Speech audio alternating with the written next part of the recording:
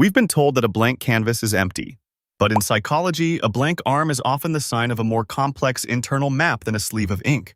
You've thought about it, maybe scrolled through designs, sat in the waiting room with a friend, but you never went through with it, and people ask why. They assume you're scared of needles or commitment phobic or just boring. But here's what they're missing. Your resistance to permanently marking your skin isn't about fear. It's about something far more complex, something that reveals how your brain processes identity, time, and the self.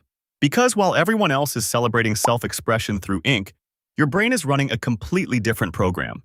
And understanding what that program is will change how you see yourself. This isn't about judging people with tattoos. This is about understanding why some brains say yes and others say absolutely not. And the difference? It's deeper than you think. Here's what most people don't understand. Your aversion to tattoos isn't random. It's not about being judgmental or closed-minded or afraid of pain. It's a window into how your brain constructs identity. And that construction process is radically different from people who cover themselves in ink. Psychology identifies two distinct identity frameworks: fixed identity and fluid identity. People who get tattoos often operate from fixed identity. They know who they are. They're certain. They want to cement that certainty into their skin. This is me. This will always be me. I'm making it permanent. But you operate from fluid identity. Not because you don't know yourself, but because you know yourself well enough to understand that you're constantly evolving. And the idea of locking a version of yourself into permanence feels like psychological suffocation. Think of it like this. Imagine you had to wear the same outfit every day for the rest of your life. The outfit you choose today, forever. Some people would love that. One decision made, done. But you? The thought makes your nervous system recoil. Because you're not the same person you were 5 years ago. And you won't be the same person 5 years from now. And tattoos? They're asking you to make a decision for a future self you haven't met yet. You see it in small patterns. You rarely commit to permanent decisions in other areas either. You don't buy furniture you can't move. You don't love the idea of owning property in one place. You keep your options open, not because you're indecisive, but because your brain values adaptability over certainty. These aren't commitment issues. These are identity protection mechanisms. Your brain refusing to be locked into a version of yourself that might become obsolete. Now here's what makes this fascinating. The people who don't understand your resistance, they're often the ones who need external markers to feel real. They need the tattoo to prove something. To themselves. To others. They're externalizing their identity because internal knowing isn't enough. But you don't need proof. You don't need a visual reminder of who you are or what you've survived or what you believe. Your identity lives internally, and it doesn't require witnesses. That's not superiority. That's a fundamentally different relationship with the self. But here's the deeper mechanism, and this is what most people never consider. Your resistance to tattoos is often connected to something psychologists call temporal self-continuity. That's your brain's ability to connect your past self, present self, and future self into one coherent narrative. Research from NYU found that people with high temporal self-continuity make dramatically different decisions than people with low continuity. Here's what that means.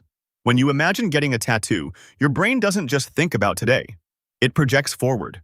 10 years, 20 years, 40 years, and it runs simulations. Will I still want this? Will this still represent me? What if I change? What if my beliefs shift? What if I grow past this version of myself? That's not overthinking. That's your prefrontal cortex doing exactly what it evolved to do. Protecting your future self from the decisions of your present self. People with low temporal self-continuity don't run those simulations. They live in the now. I want this today, so I'm getting it today. Their future self is abstract, disconnected, not real enough to consider. But your future self? You feel them. You know them. You're protective of them. And you refuse to make permanent decisions that handcuff who they might become. A study from Stanford examined people's relationship with permanent body modification. They found something striking. People who resist tattoos scored significantly higher on measures of cognitive flexibility and openness to self-revision. They were more comfortable with uncertainty, more willing to change their minds, more likely to say, "I used to believe that, but I don't anymore," without shame. People who love tattoos, they scored higher on need for closure and preference for consistency. They want to know, to decide, to commit. The permanence isn't a bug. It's a feature. It gives them psychological stability. But you don't need that kind of stability because you've built a different kind. Internal, flexible, adaptive, the kind that bends without breaking. Here's what everyone misses. You're not avoiding tattoos because you can't decide. You're avoiding them because you've already decided. You've decided that no single image, phrase, or symbol can ever capture the entirety of who you are. That any attempt to do so would be a reduction, a simplification, a lie. And your brain won't let you lie to yourself that way. Even if it's a beautiful lie. Even if everyone else thinks it's meaningful. Your psychology won't allow you to condense your complexity into something you can display. That's not fear of commitment. That's refusal to commit to an incomplete representation of yourself.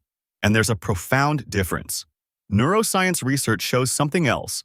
People who resist permanent decisions often have higher activity in the anterior cingulate cortex during decision-making tasks.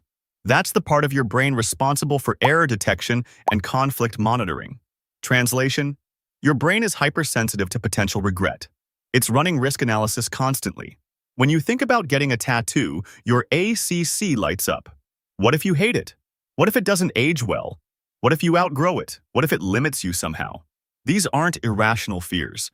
They're your brain protecting you from irreversible decisions in an irreversible format. And here's the brutal part. You're often right. Research on tattoo regret shows that 25% of people regret at least one of their tattoos, but by the time they realize it, it's already part of them. Permanent, expensive to remove, painful to reverse. Your brain saw that outcome before you ever sat in the chair, and it said no. That's not anxiety. That's pattern recognition. That's wisdom.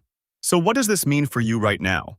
It means your resistance to tattoos isn't a character flaw.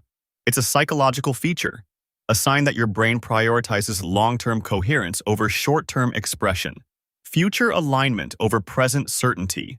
The consequence isn't that you're missing out on self-expression. It's that you've chosen a different form of it, one that's internal, fluid, evolving. Your identity isn't etched in skin. It's written in choices, in growth, in the willingness to change your mind when new information arrives. You weren't indecisive.